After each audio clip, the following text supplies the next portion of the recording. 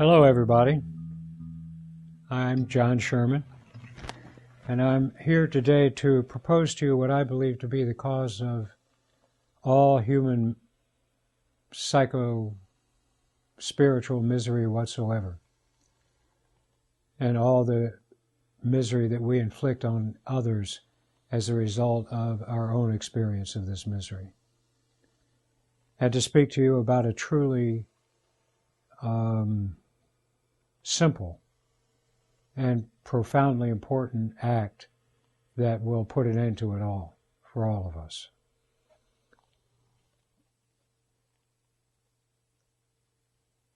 The cause of our trouble, I believe, and I have good reason to believe so, the cause of our trouble is the fear of life itself.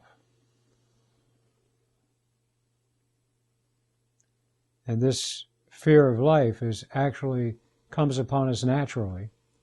It's not a good thing, but it comes upon us naturally in the process of being born into this world. The act that puts an end to the problems that the fear of life causes is to look at yourself, simply, with your mind's eye, to look at yourself. And we're going to get to that, and we're going to get to what that entails and what it means and the ins and outs of it. But first, I think that it's important for me to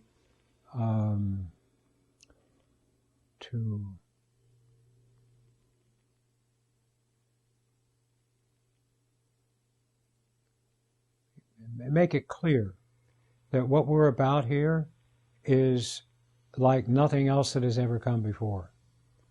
There are things that I have to say, and the actual issues that we are dealing with this simple act resonate with a lot of other things that we have done throughout the course of human history, trying to put an end to this perplexing sense that there's something wrong here, that there's something wrong with my life, or there's something wrong with me, there's something wrong that I'm thinking, there's something wrong that I'm doing, but there's something wrong here, and life doesn't live up to its promise. So we are not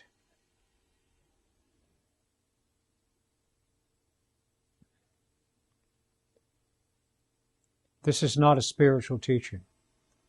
It's not a psychological teaching. It's not a philosophical or religious teaching. This is prior to and is unaffected by all of those ideas and all of those approaches that we've taken in the past. This has nothing to do with any of that. Nor does it invalidate any of that. This is something separate and apart from everything we have done before, no matter that it might seem similar to things we've done before.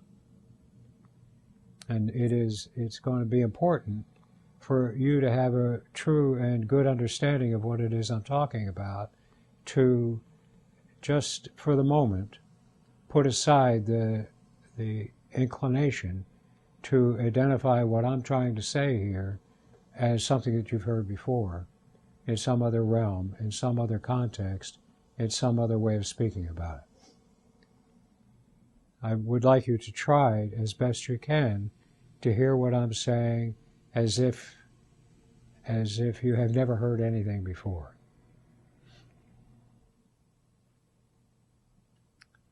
So here's what I think, and this is what we have come to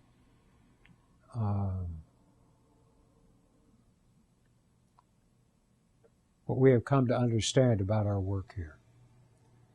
It seems to me to be self-evident that we live our lives standing on a ground that holds it as a simple fact that life is hard, that life is complicated, that I don't know how to do life in the way that I would like to do life, that life is fearful, untrustworthy, and God knows why, and God knows what can be done about it.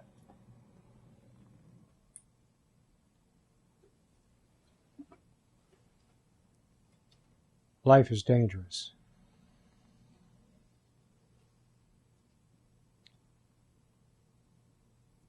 That fearfulness and that sense of wrongness and that sense that there's something that needs to be done that I can't do here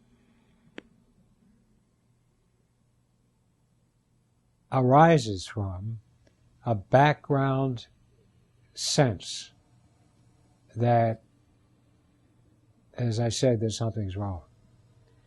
It turns out that the entire context in which the psychological mechanisms that will form our personality, the context, the ground that we stand on as we learn how to relate to ourselves and how to relate to one another, the context, the atmosphere that we breathe in our mental lives, that context is founded on the sense that there's something wrong, that life is untrustworthy, and that there's nothing I can do about it.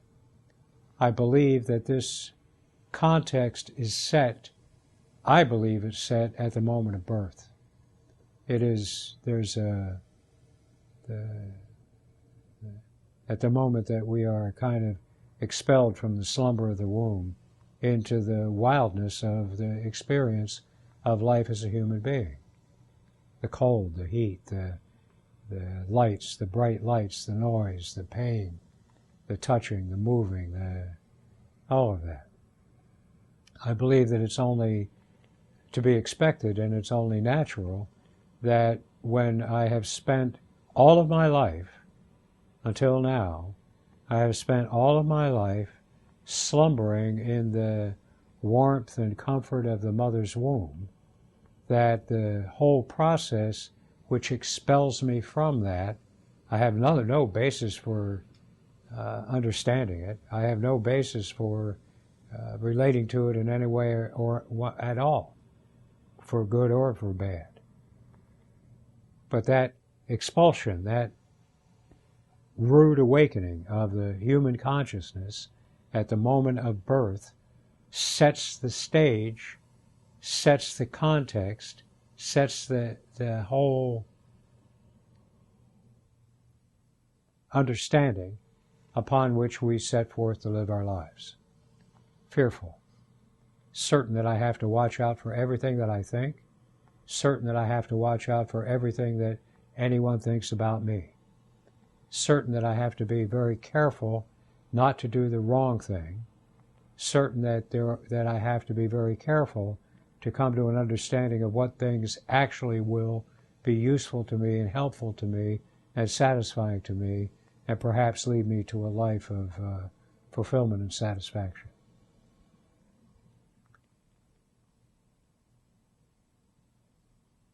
Nothing we do works. Nothing. We've tried it all. We've tried getting money, we've tried sex, we've tried drugs, we've tried rock and roll, we've tried education, we've tried everything. Everything we can think of. We've tried and failed. The sense that something's wrong persists no matter how effective I might be in trying to acquire what I've come to believe I need in order to be finished with the sense that there's something wrong. In order to acquire what I need, in order to be finished with, there's something wrong with me. There's something I have to do that I haven't done. There's something that I have to see or understand that I haven't seen or understood. There's something that will take me out of the misery of this life. Something that will lift me up. Something that will actually silence the whole drama of being alive and aware as a human being. Bring silence to it. Silence the mind. Silence the desires. Silence everything. But nothing works. Nothing. Nothing we've tried works. And we still stumble along, making do the best we can, trying to understand, trying to be good, trying to be true, trying to find the right idea that'll free me, the right activity that'll free me, the right action that'll free me, the right belief, the right understanding, the right whatever that'll free me, and nothing works. We have, in the course of our lives and in the course of our effort to correct the problem of being human, we have found a lot of ways of trying to still the mind, of trying to become quiet, of trying to become true and useful and all of those things, and still nothing works. What we really want is to get out of life. We really would like to be out of this life, free of it, free of its craziness, back to the slumber, the silence of the womb.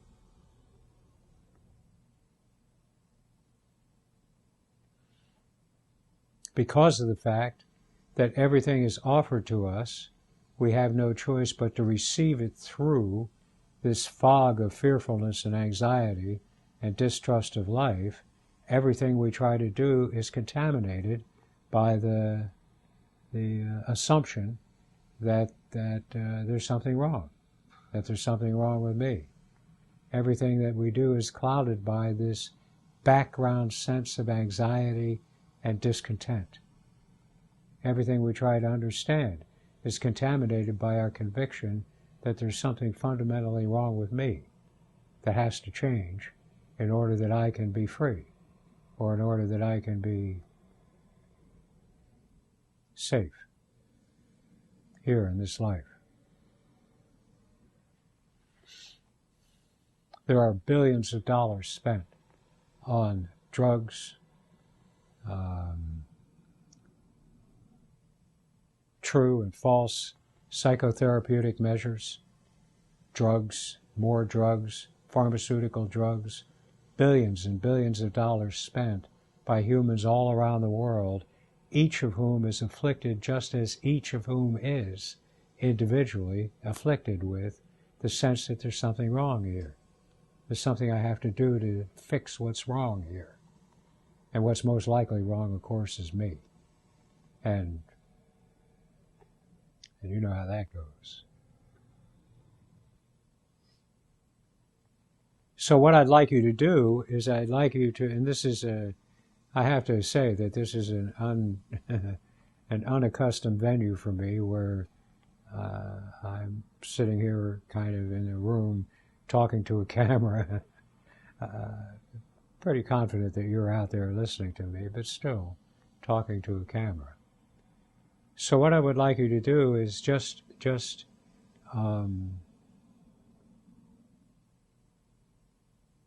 assume, for the sake of our conversation here today, assume for the sake of understanding what I have to say, that there is this sense that something's wrong here, and that most of what we do is done with the underlying motive of fixing myself, of fixing the way I see things, of fixing the way I understand things, of fixing the way I do things, of fixing the way I choose what to do. Just kind of assume that for the sake of our time here, and assume that that sense that there's something wrong here itself is the only problem. It's not our thoughts that are the problem. It's not our actions that are the problem. It's not the fact that life is unpredictable that is the problem. In fact, the fact that life is unpredictable, it turns out to be a feature, kind of, not a bug. Something that allows us the opportunity to be continuously entangled and involved and in love with the unpredictability of life as a human being.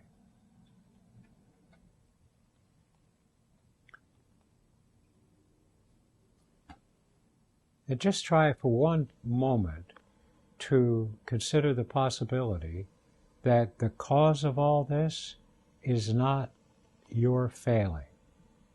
That the cause of all this is not because there's something wrong with you that makes you unworthy of enjoying the fruits of life as a human being. That life as a human being is a miracle, folks. It's a miracle. It's like nothing else in our sector of the universe, like nothing else life as a human being is.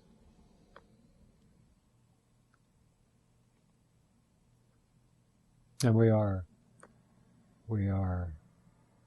pretty much denied the opportunity of truly experiencing and enjoying it because we're too busy trying to figure out what's wrong with us, or what's wrong with you, or what's wrong with him or her, that makes this life so not live up to its promise. It seems to promise so much and deliver so little. So just for a moment, assume that it's not something that you have anything to say about that's the cause of this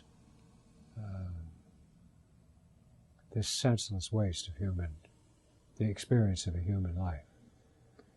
Just for a moment, assume that it's not something wrong with you, that there's something else that's the cause.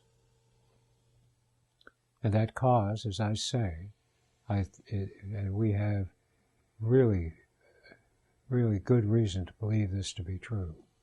That cause is the fact that the whole context through which we experience and live our lives is contaminated with fearfulness and anxiety, a sense that life is not to be trusted, a sense that life is,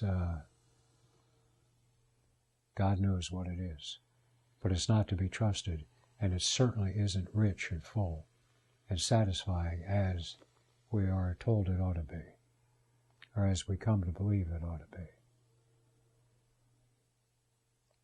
That disease, that fear of life, it's best thought of as a disease. Truly, it's something that comes upon us without us having anything to do with it, and contaminates the whole experience of life without us knowing anything about what's happening, and ruins our life day by day, moment by moment, as we walk this road toward the grave. That's a disease, the fear of life. Now it turns out that that disease is actually, so much less than its effects, and so much easier to do away with than we could possibly have imagined in all of our efforts through all of these millennia to try to dig ourselves out of the sense that being human is almost not worth the bother. It turns out that that cure is even simpler than the disease itself. That cure is, what I have said, is to look at yourself with your mind's eye.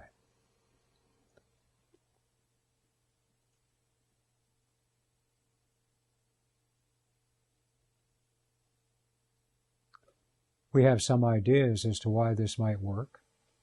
We have some ideas as to why it is that it has so reliably and universally had the effect of eliminating the disease of the fear and eliminating that which stands in the way of us realizing the full value and wonder of being a human being.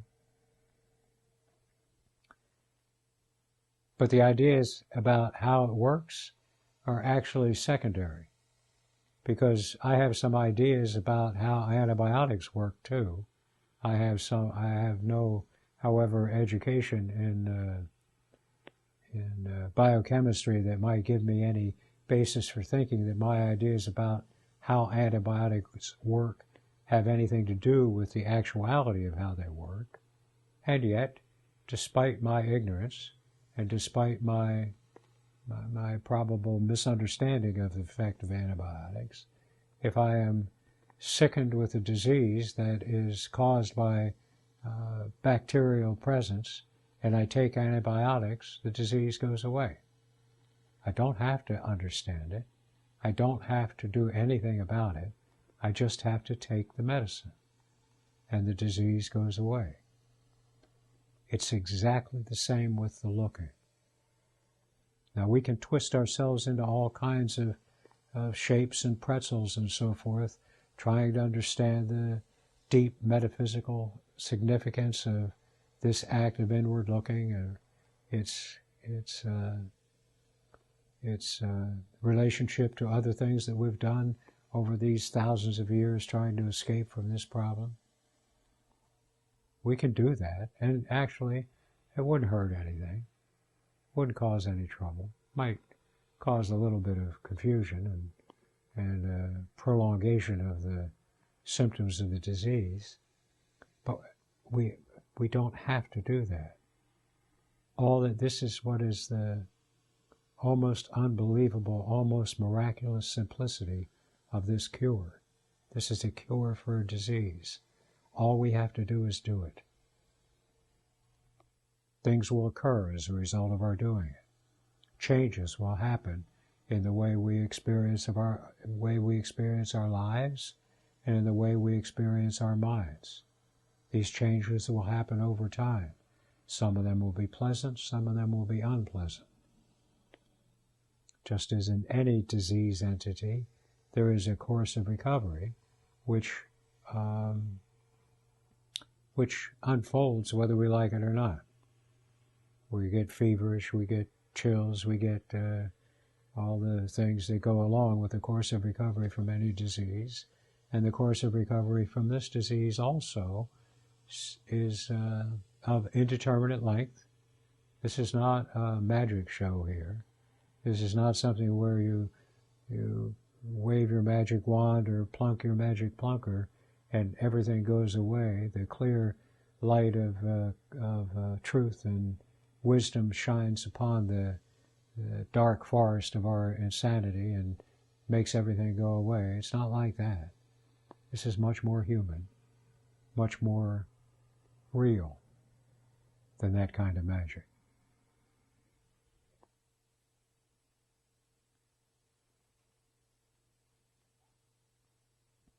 The difference in the recovery from this disease, from the recovery from an ordinary bacterial disease in the body, one of the differences is that the course of recovery from this disease is actually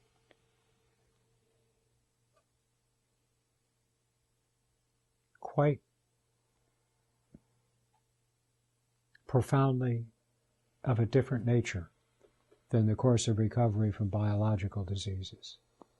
The course of recovery from this disease actually seems to arise from the sudden introduction, the sudden falling into the direct experience of life as a human being that we are unfamiliar with. We have lost the buffers that have kept life at arm's length. The disease itself, its primary symptom and its primary effect on life is to hold life at arm's length.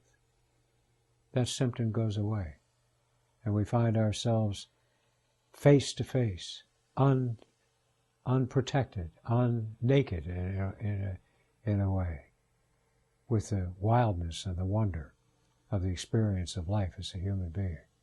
And it is wild, and it is full of wonder. And unaccustomed as we are to the direct, naked experience of life, it can be difficult and confusing and painful, the period that follows the snuffing out of the disease. But that too is just life.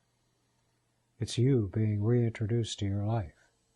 And although it can be difficult and even painful, it is by no means pathological. It can be difficult and painful, but it is after all just life.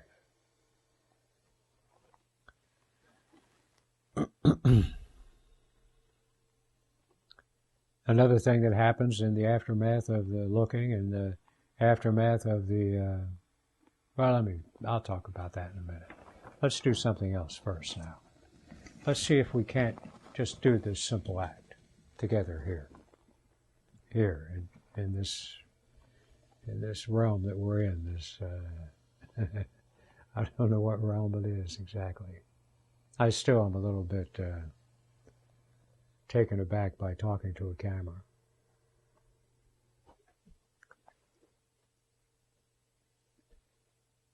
But let's try this now, okay? Now, whether you have done this before or not, whether you have done this before and realized the final fruits of it actually is a misnomer, because the fruits of it are the endless wonder and the endless wonder of the unfolding of experience of life itself.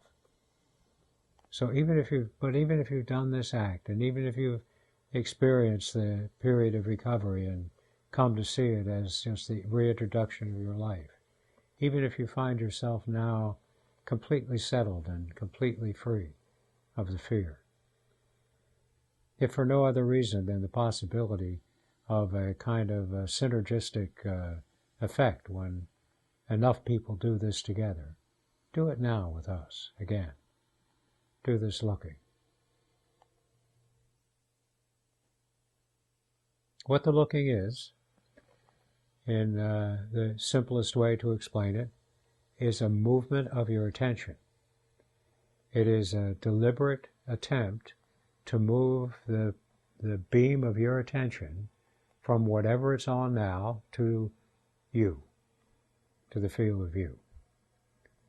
Now, the actuality of it is that the feel of you, the sense of you being here, is always here, and it is pervasive. It pervades the entire experience of being conscious and alive, this feel of you. But it is extremely subtle. There's nothing about you that is all that interesting. The feel of you is extremely subtle. It doesn't move, doesn't change, doesn't do anything, really. It is, however, unmistakably you when you taste it. Unmistakably. It's the only experience present within your consciousness that actually feels like you.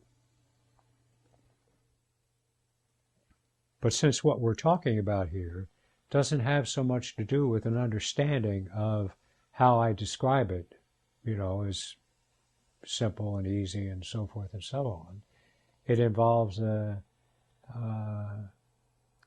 practical movement of attention in a way that we are often somewhat unaccustomed to.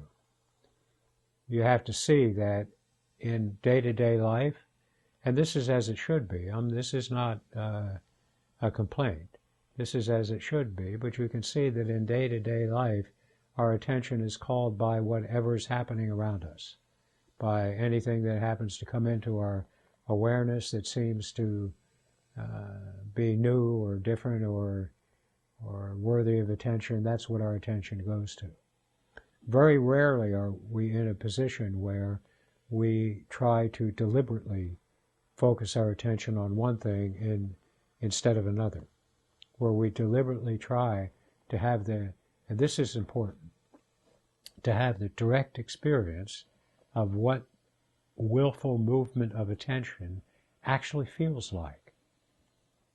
We take these things for granted, and the possibility is to be finished with taking even that for granted, since I tell you that attention and your ability to put it where you want it is the most important thing you have, the most important and maybe the only thing that you have any control over.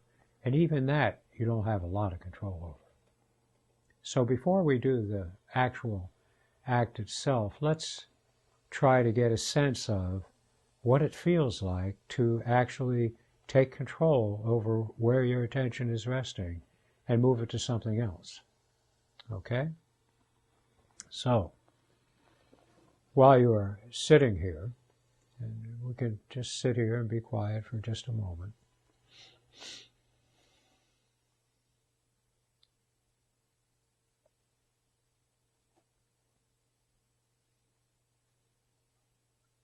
Now, as you're sitting here listening to me, what actually is happening is that in the universe of sensation and activity that's going on within your mind, you are choosing to attend to my voice rather than to all the other activity. That's what's actually happening here. So notice what that feels like. That the fact that you are paying attention to what I'm saying, not because you are required to do so, but because you naturally have determined that that's what you want to pay attention to here, and that you can move it away from my voice at will. For example, right now, as you're listening to what I'm saying, see if you can't take your attention and just put it on the feel of your breath as it comes in and out of your body.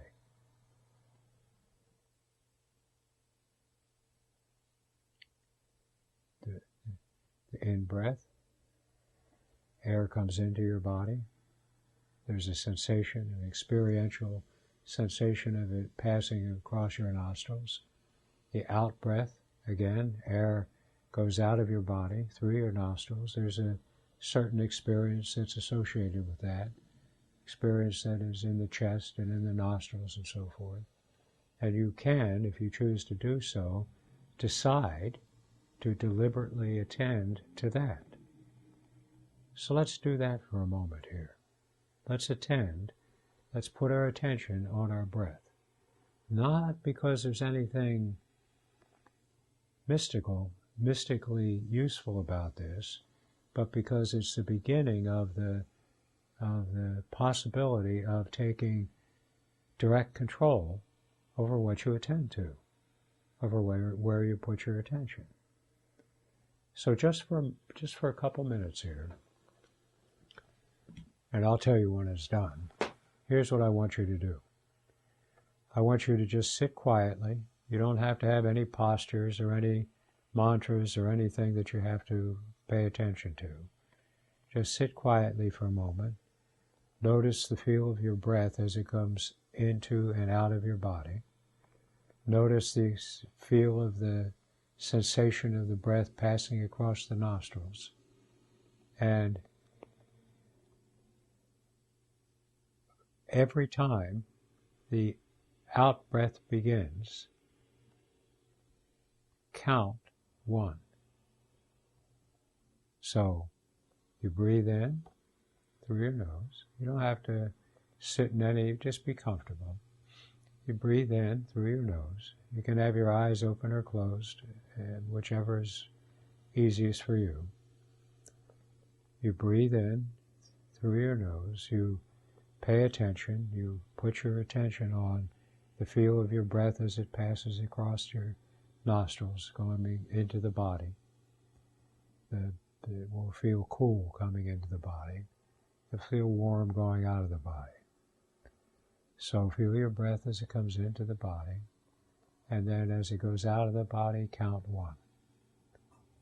And what I want you to do is I want you to sit here for a few minutes with us and count to 10. In breath, out breath, 1, and so forth. If you lose count, and losing count is not so much a failure as an educational experience to notice how easy it is for attention to be pulled away from where you want it to go.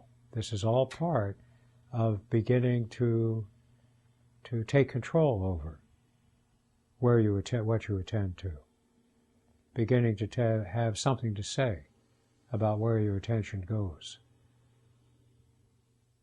and what it is interested in. So, starting right now, start counting on each out-breath and count up till 10. If you lose track, start over again from 1. Okay? Let's do this for just a couple of minutes. I'll let you know when to stop.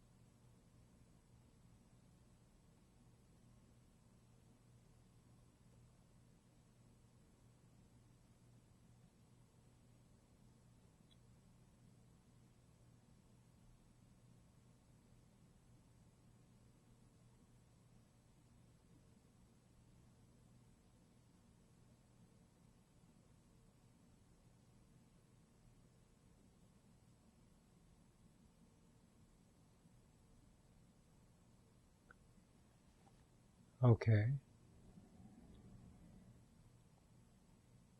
Now, I want you to do the same thing. Now you're attending to the sound of my voice. You can tell that. That's what it feels like to attend to the sound of my voice. You see, what I'm trying to get to here is for you to be informed and notice what attending to things actually feels like. This is a skill that will serve you for the rest of your life, this working with attention. So now what I want you to do is to move your attention, forget your breath, move your attention, close your eyes, and move your attention to the feel of your tongue resting in your mouth. Its weight, its mass, the feel.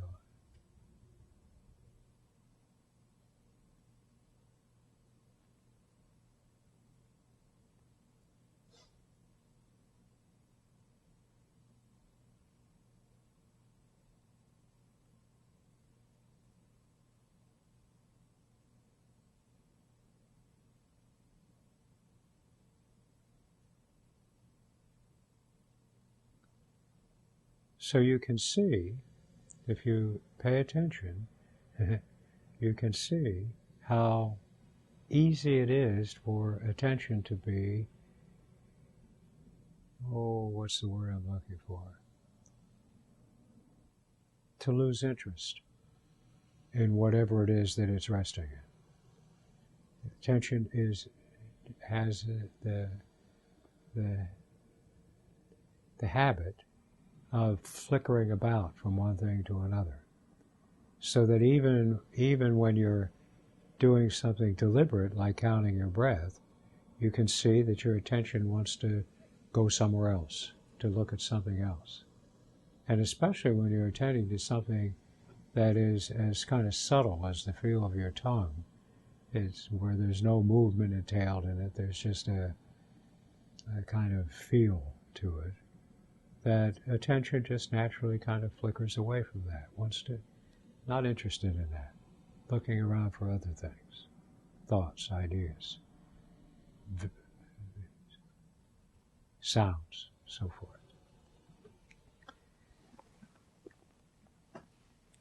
Looking at yourself is probably the most difficult act of deliberate attending that I know of.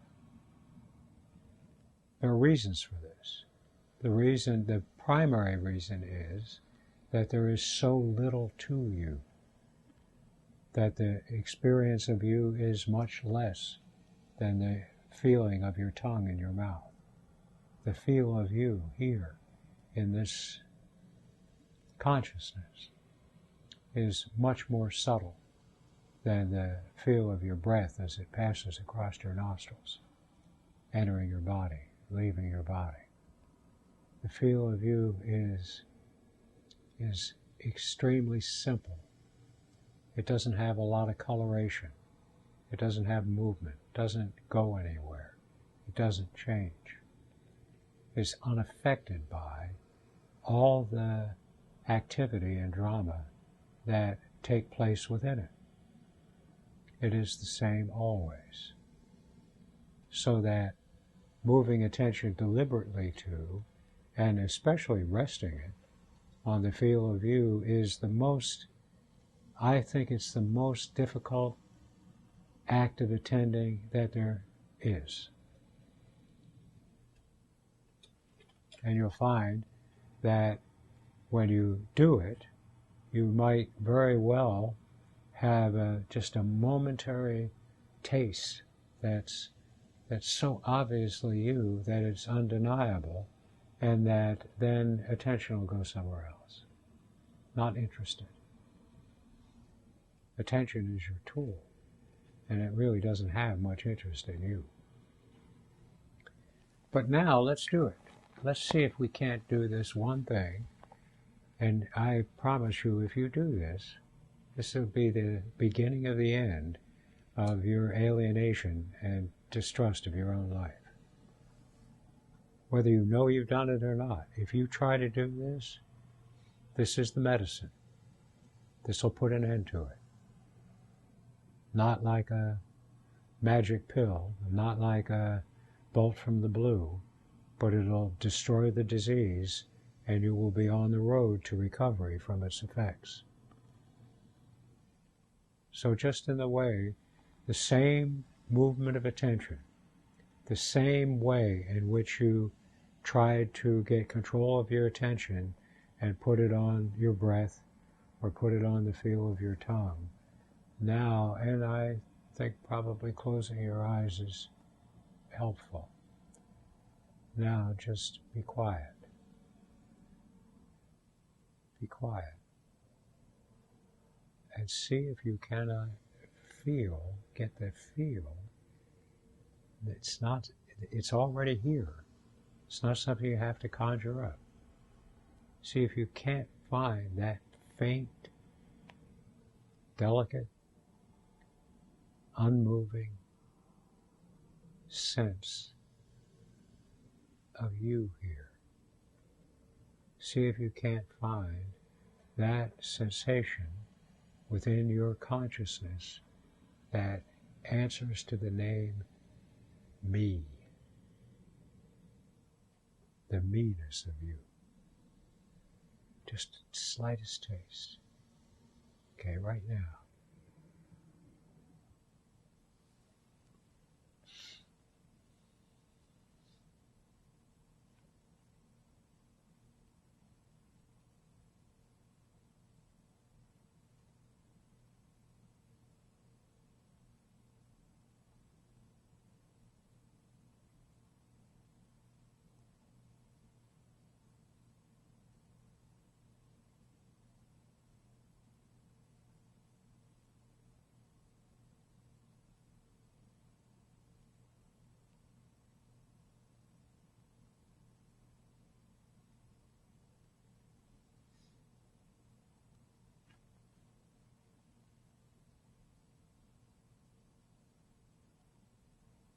Okay? That's it. That's the whole deal.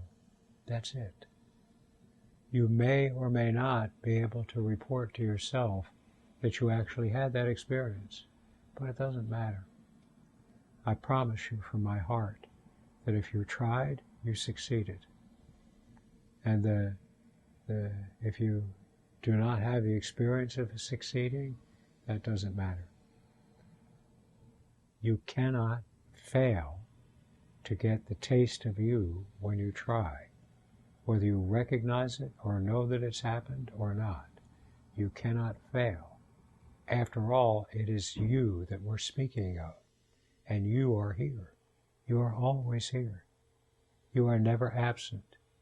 You are the one experience that never goes away. Never. So if you try to get that taste, you will have gotten it. It's also true that trying to hold attention on that field of you, generally speaking, is a waste of time. For a couple of reasons. One is that trying to do it is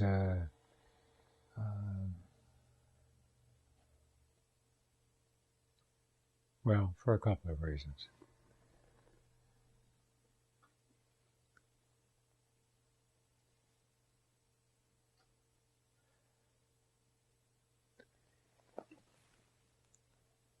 The other thing is that'll happen. The one way that you will no doubt be able to tell that you did succeed in this is that in the oncoming days, you will find yourself doing it again and again, trying it again.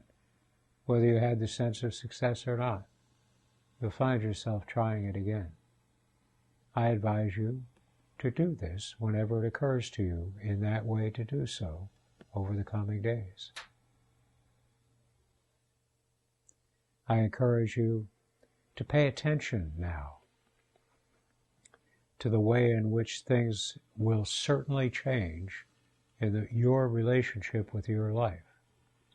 Pay attention now to the possibility that the experience of your life will become not necessarily smoother, but it might become much more intense. It might become much more troublesome for a while. It might seem as if the rug has been pulled out from under you for a while.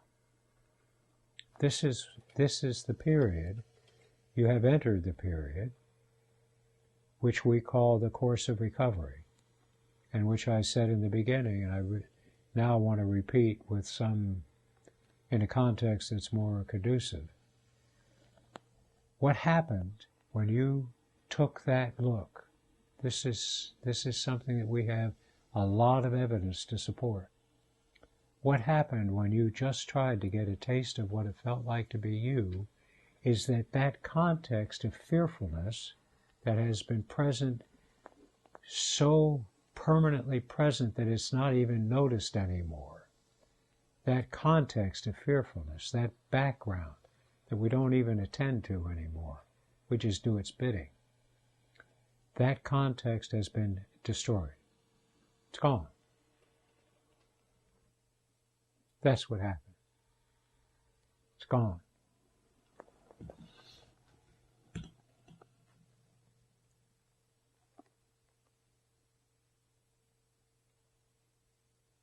And all of the psychological devices that have come into being to protect you from your own life, they're all in the process of disappearing, changing into processes that are life-affirming and that are useful to you.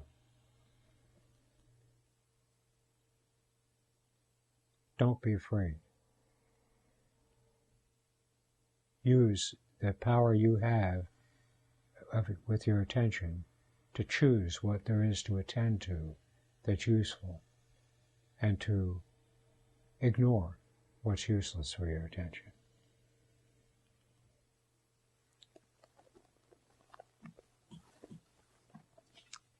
The best thing you can do in these coming moments, these coming days, is go to our websites. Go to the forums. We have a set of forums on justonelook.org